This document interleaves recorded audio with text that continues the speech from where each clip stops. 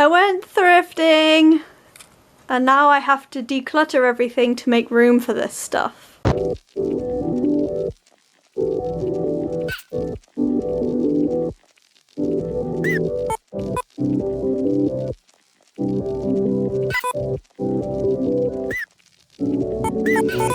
Hello, welcome back to Pride Month. A long time ago, I wrote an article with Vocal. All the details for that are down in the description, and my author page is always in the description, and my social media links at the bottom. Anyway, I wrote an article about decluttering when you are transgender. I'm practicing minimalism and I'm far from perfect. But I'm trying. I was on Pinterest and I was going through all the articles, and eventually I'd got through like all of them. None of the articles were teaching me anything new, but I still had stuff that I didn't really know what to do with. I was coming across things that I had to do differently because I was trans. It's just something that they've never had to think about, so I thought about them and then I wrote them down because I'm not the only person that's going to have to think about these things. Let's get on to decluttering. I never thought I'd be making a decluttering video for anybody. I'm a mess. My life is a mess. Hi folks, I'm just editing this video now, as you can see in the background. I've noticed it is quite obvious that I'm having a really high pain day. I'm editing out all of the brain fog, and it is a lot. So please just bear with it. It's not my best work, but it needed to be done. So drop me a like for carrying on through the pain. Sorry about that, and enjoy the video. Clothing. Let's go into my lovely wardrobe. If anybody's wondering why I'm wearing a vest and I'm allergic to cold, it is, I don't know how well you can see that, but it is 22 degrees. And I will be trying on some clothes, so I don't want to be too layered up because I'm going to have to keep taking the layers off and putting them back on. And I'm not going to be on camera for that. This side is just stuff, so we'll get to that. You don't want to be hanging on to anything that's going to make you feel dysphoric in yourself, or you put it on and you just feel horrendous. I told you in the article I had a dress shirt that was really nice. It was like purple and pinstriped. It was really cute and it had space for cufflinks on it. It looked great on the hanger, but not on me. Anything that you put on and you just like, I feel terrible, you want to get rid of that. I don't know if I have any of it to demonstrate. Oh god, I actually don't. Jesus Christ. I have actually done really well on keeping up with not having things in my life that make me feel dysphoric, so I don't actually have an example to give you. And if there's something that you really want to keep hold of because maybe you're getting top surgery, you're starting hormones, and your body shape is likely to change, and that you think that the item in question might look better on you then and you really love it, put it in a box and put it to the side until the time comes, because having it in your field of vision, you're going to look at it and be like, damn, I wish I could wear that, and that's going to not make you feel great, you know, depending on who you are. But I know for me, having that dress shirt, I looked at it every single time I opened my wardrobe and I was like, oh, I wish I could wear that. And it didn't feel good. So just pop it in a box, keep it to the side, and then come back to it and be like, you have to try things on. Then you can come back to it and be like, yeah, this is great, I'm glad I didn't get rid of it, but I'm also glad it didn't torture me for the months leading up to my change in shape. Anything that doesn't fit, I want to get rid of. So poorly fitting clothes are also likely to not make you feel great. If they're too small, they're going to hurt you. If they're too big, they're going to like swamp you. That might be what you're looking for, and that is perfectly valid. Things that don't fit how you want them to fit. So you just want to try everything on. Damn, my wardrobe's actually up to date. I hate myself. Ow! Where is that shirt? So let's take this shirt for example. Right, hold on. I'm all stuck. This checkered shirt is going nowhere, don't worry. So I'll pop this on quickly. Which way's the front? Ow. This shirt, I bought it for when I was fresh out of university, and I was like, yes, I'm going to get all of the job interviews. Tuck it into a skirt, or I could have it with a nice pair of trousers and a nice jacket over the top. Let's have a look in the mirror. No, I'm not really a fan. It's this bit. This is gonna go because it makes me feel a lot bigger in the chest. I am quite big in the chest, but I don't necessarily want to be. Like, I do use a binder. There's another video at some point coming out on that. But this just makes me feel like I'm all boob. One down. Many to go. I want to try things on and make sure things fit nice, because some things you buy that are nice in theory, you even try it on, but then it's just not down the line. So that is another thing. Anything that you bought to fit in or to go along with gender stereotypes, because, okay, let's get a bit political here for just a minute. A lot of the comments I get when I say I'm trans mask, I don't look it. But you don't dress like a man, you wear skirts. Yes, because I'm not trying to be a man, I just align not with femininity, even though that is how I present. It's just comfortable for me to wear a skirt sometimes. Anyway, anything that you bought to be like, yes, this is what a man wears, or yes, this is what a woman wears, but you don't wear it because it's not you, that is a great thing to declutter, because screw the stereotypes, wear what you want, your clothing does not dictate your gender, okay? They don't have genders, it is fine. You don't have to keep them, get rid of them, wear what you want. Like, don't keep things that you aren't gonna wear and that don't make your heart sing when you put them on. This does not make my heart sing, and I know it's green and my favourite colour, but this sort of shirt is not flattering on me. It doesn't make my heart sing, and I don't feel my best self in it. Not gender, but it's the only thing I've got. Moving on to shoes. I don't know whether you'll be able to see this. I do this a lot. I declutter a lot, so I actually don't have that much to get rid of.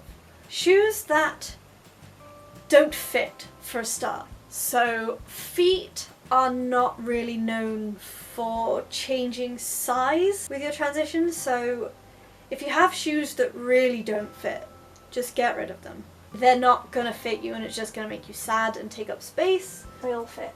Great. This was supposed to be like a demonstration video, but I don't actually have that much to demonstrate, so I'm gonna stand in front of my wardrobe and talk. Undergarments that don't fit, they should go. So shape hugging, like the shaping, something I obviously don't use. Shapewear, if they are giving you a different shape now than when you bought them, get rid of them. Bras that don't fit can cause damage or just not support you or just stick out of clothing. If the underwire has come through and is poking you in the boob, get rid of it. Binders stretch out over time, so they won't be as flattening on you, so you should replace those when it becomes necessary. Underwear that used to fit a packer in but now it doesn't, they're not useful to you. If it doesn't spark joy, get rid of it. That's kind of what I'm trying to say with, but using instances in the trans world where it might not spark joy and the type of not sparking joy. I'm lucky now that all of my clothing here generally don't spark dysphoria for me. I have lots of jumpers. I have too many jumpers. So many jumpers. There's even more down there. Hoodies. Hoodies make me feel horrendously dysphoric because I'm not the smallest in the chest, and wearing hoodies kind of amplifies that, because if I wear hoodies that are like too big, I just look ill, so I have issues. So I have to wear hoodies that fit, and hoodies that fit emphasise certain curves on me, which I don't really like. My race hoodies, they're full of happy memories, and I love drag racing, and it's just, I love cars. Cars are great. My wheelchair basketball hoodie, it's got my name on it, my team name on it, team colours, so I'm keeping that regardless, but that is a bit big. I've got this one here, stuck.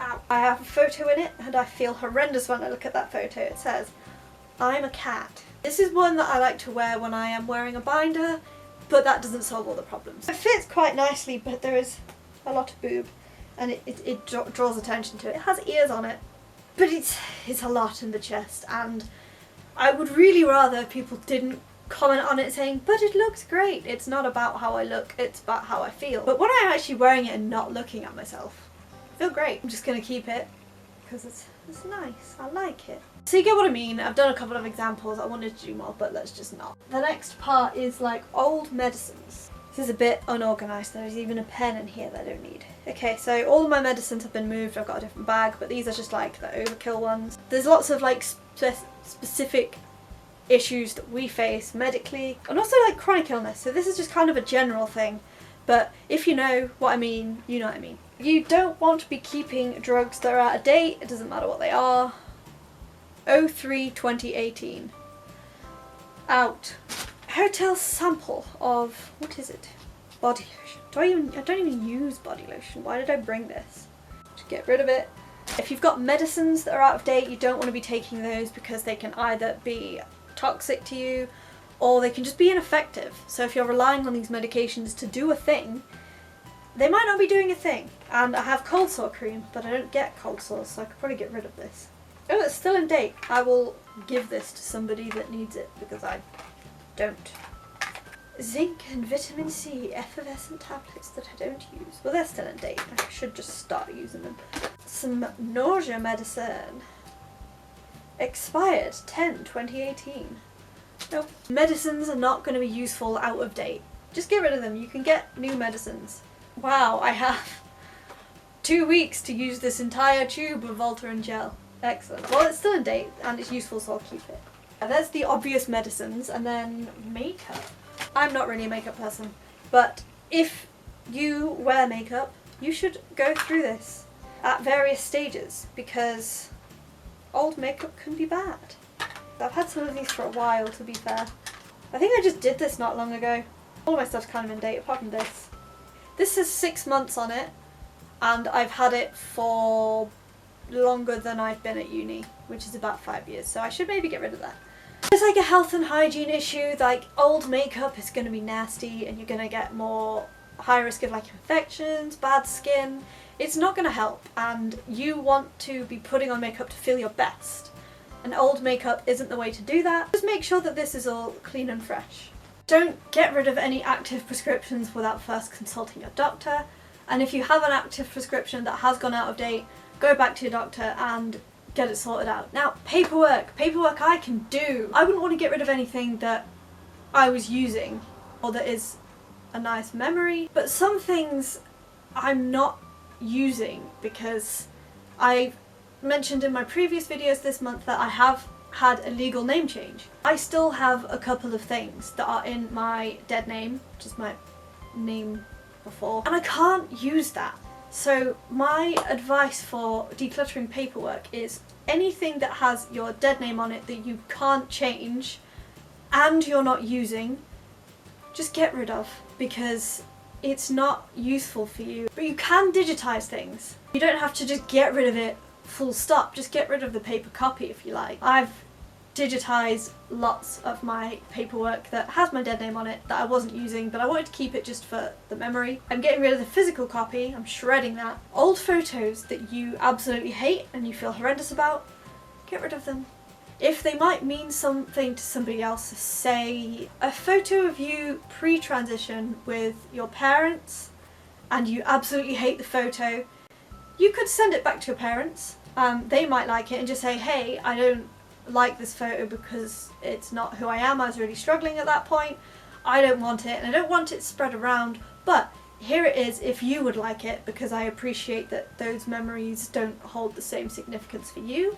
So that's something you can do. I had a certificate that was like 100 hours volunteering. I can't get that certificate changed and I've never been asked for it. You can just say, I volunteered for 100 hours. So I got rid of that. Old letters from schools for like school trips and stuff. I have the memories. Why am I keeping the letter? You can also digitize these things, which is great. Old transcripts, which no one has ever asked for. I've got all like my GCSE transcripts. Like, I've got certificates and I'm keeping the certificates because they are important, I might need them. But the actual transcript that says exactly how many marks you got, it doesn't even say out of what. Why are we keeping these? So I got rid of those, they all have my dead name on it. So do my GCSE certificates and I can't get those changed, but I have them anyway because they might be important one day. But the transcript themselves, not so much. Doctor's letters that can be reproduced, you can digitize it. scan it in. That's kind of anything that might be important, definitely scan it in anyway. If there's even the tiniest chance that you might need them, keep them. Definitely digitize things maybe anyway, because then you have a spare backup copy, so that's good. Old tickets, receipts, kind of like, you know, maybe wristbands. What you can do is you can scrapbook them. So you take all these tiny scraps of paper that are cluttering up your life and your wall, and you can stick them into a nice pretty little book. And then it's just one thing and it's not clutter anymore. Anything I've missed, you can find in the link in the description where my article is, and through there you may tip me if you like. And that article also includes things like what you can do with your stuff that you have got rid of. So, happy Pride Month! We will be back to regular scheduled programming after this video, so that's great. Don't forget to like this video. If you have any tips on decluttering while you're trans, drop them in the comments below. Share this video with your friends. Editing Max here again, not sure what happened to the end of my footage. Subscribe to my channel and don't forget to ring the bell so you get notified every single time I post a new video. Videos go up every Saturday at 6 PM UK time with at least one bonus video every single month. Oh, we got there. See ya!